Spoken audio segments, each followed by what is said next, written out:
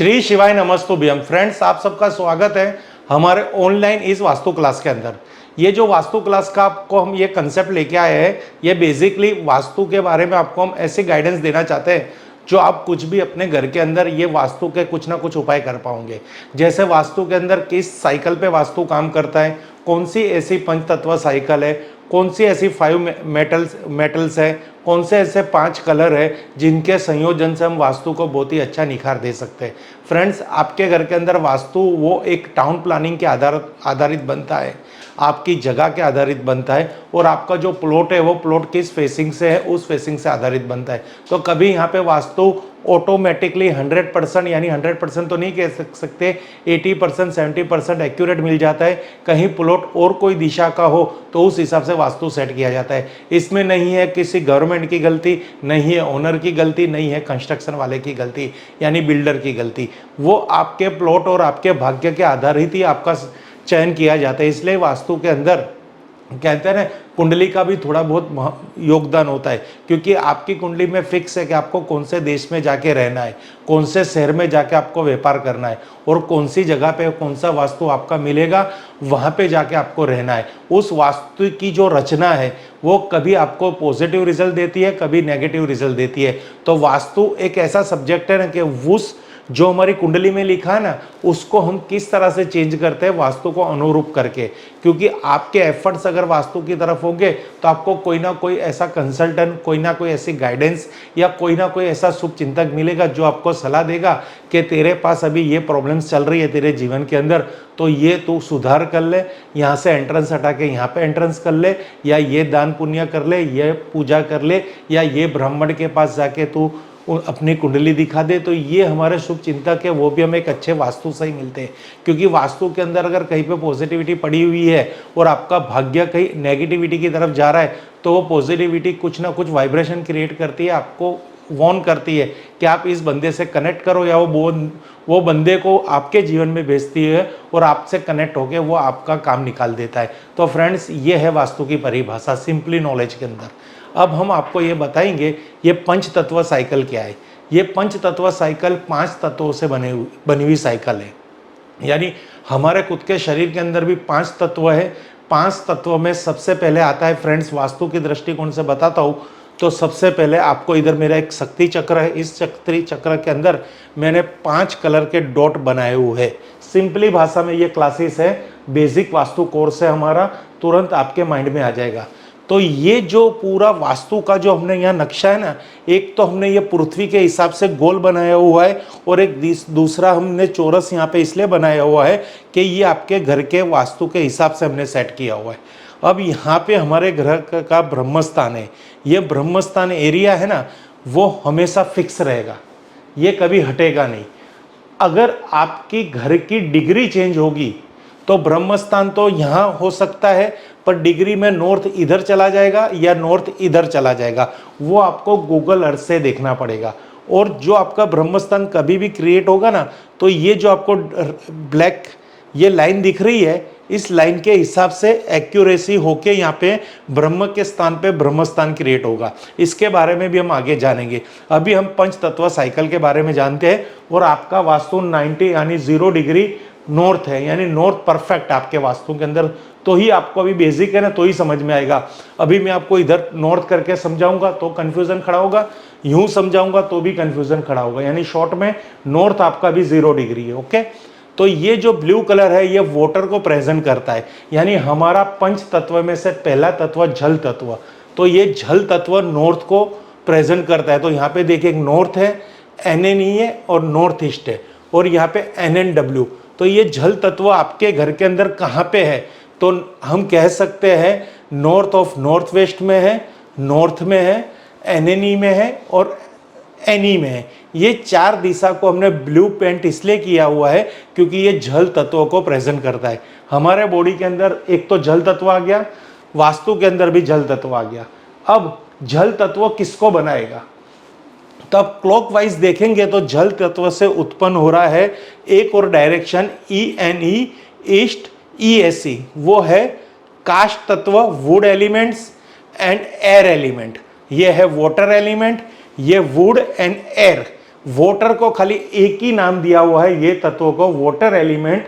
वास्तु की और वैदिक की परिभाषा में ये जो पूर्व दिशा है, ये जो नॉर्थ डायरेक्शन है, पूर्व दिशा में दो तरह के तत्व रन कर रहे हैं। एक है वाटर, एक है वुड, एक एयर, यानी दोनों एक ही है। वुड यानी एक पेड़ हो गया, एयर यानी पेड़ में से निकलने वाली वायु, तो इसको हम वायु तत्व कहेंगे।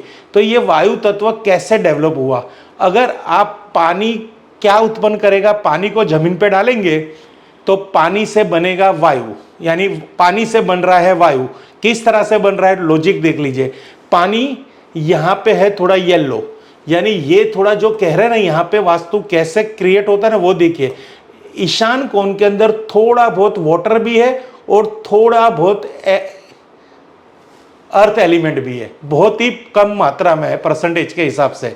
क्योंकि पानी को भी कहाँ पे रन कर रहा है, पानी कहाँ ठहरेगा, पृथ्वी पे। पेड़ कहाँ ठहरेंगे, पृथ्वी पे। अग्नि कहाँ पे रहेगी, पृथ्वी पे। इसलिए जल तत्व तो है ही, वो तो एक बेसिकली बहुत मात्रा में जल तत्व है, पर उसको रोक के रख रहा है पृथ्वी तत्व। यानी पानी पृथ्वी से मिलेगा तो पेड़ उत्पन्न करेगा, और पेड़ उत्पन्न होगी तो उसमें से वायु उत्पन्न होगी, इसलिए इसको कहते हैं वायु तत्व। ये यहाँ पे लॉजिक है। यानी NNW north, NNE water element, NE water element and earth element, और NE से जो उत्पन्न होने वाली दिशा ENE ईस्ट और ESC एयर एलिमेंट। तो ये है एक सर्कल, ये क्लॉकवाइज रन करेगा। यानी अगर हम इसको हम एक परिवार की परिभाषा में बात करेंगे तो ये है पिता, पिता से उत्पन्न होने वाले पुत्र। तो ये पंच तत्व साइकिल के अंदर वाटर से जो उत्पन्न हो रहा है वो एयर एलिमेंट यानी वुड एलिमेंट उत्पन्न हो रहा है। वुड एलिमेंट वाटर एलिमेंट को सपोर्ट करेगा, यानी ईस्ट दिशा, पूर्व दिशा यानी ईस्ट दिशा नॉर्थ दिशा को सपोर्ट करेगी, और नॉर्थ भी ईस्ट को सपोर्ट करेगा। यानी दोनों की परिभाषा, दोनों का स्वभाव मिलता जुलता आएगा, वो एक दूसरे के लिए हानि नहीं पहुंचाएंगे। यानी वास्तु के अंदर सबसे पहले आज का गणित यही है, अगर आपकी NNW नॉर्थ, NNE NE में अगर ग्रीन कलर आ रहा है, किसी भी कारणवश कोई भी सब्जेक्ट ग्रीन कलर का पड़ा हुआ है, तो इसको हम वास्तु दोष नहीं कहेंगे।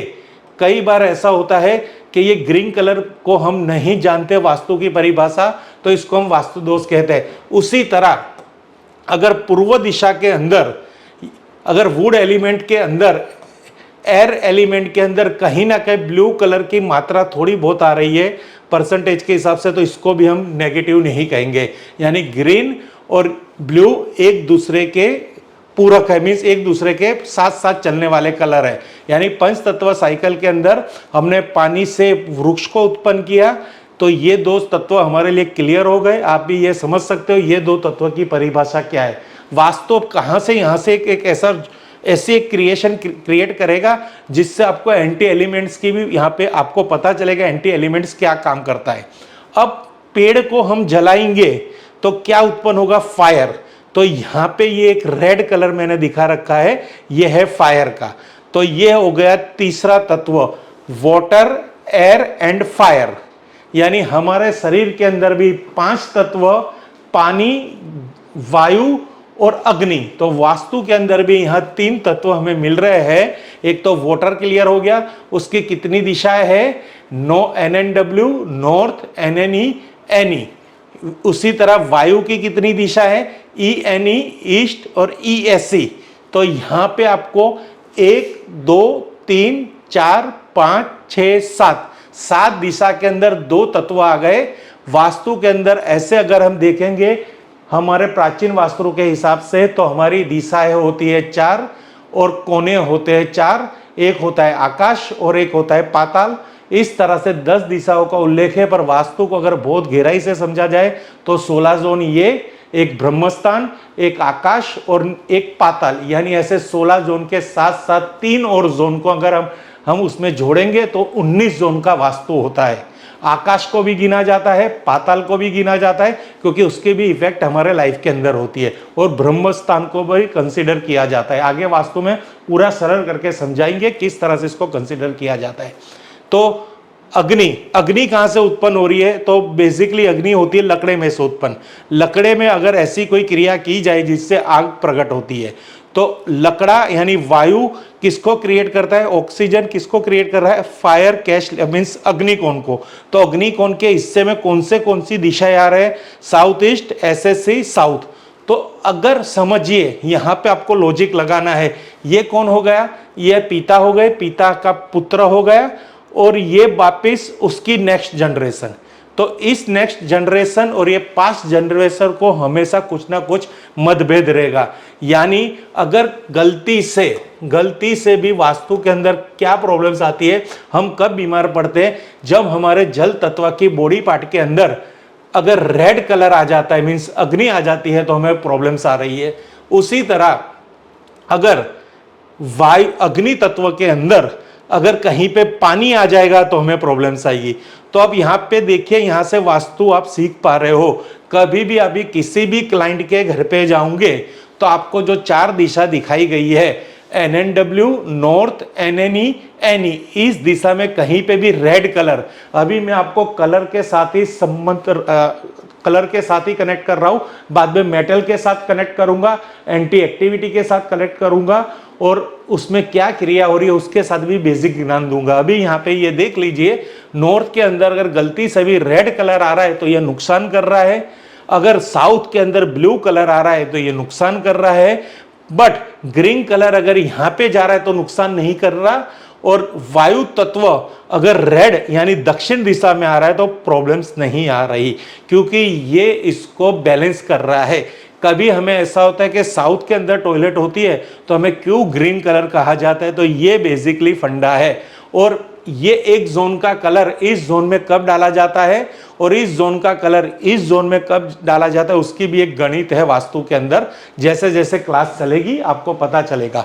अब यहाँ पे हमने आपको तीन जोन यानी 3 एलिमेंट्स बता दिए, वाटर, एयर एंड फायर। तो कितनी 16 दिशा में से किन किन दिशाओं का आपको ज्ञान हो गया, north, NNE, NE, ENE, east, ESC, south east, SSC and south.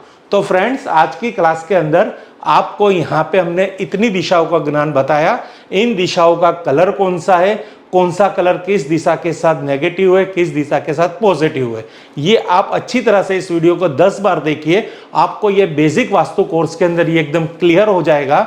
और नेक्स्ट एपिसोड है, बाकी हमारे 2 जो जोन है, जैसे पंच तत्व है, अग्नि, वायु, जल, पृथ्वी और आकाश। अभी हमारे अर्थ एलिमेंट और स्काई एलिमेंट्स के बारे में हम आपको बताएंगे। Thank you friends. Her her Mahadev, her her Mahadev, her her Mahadev.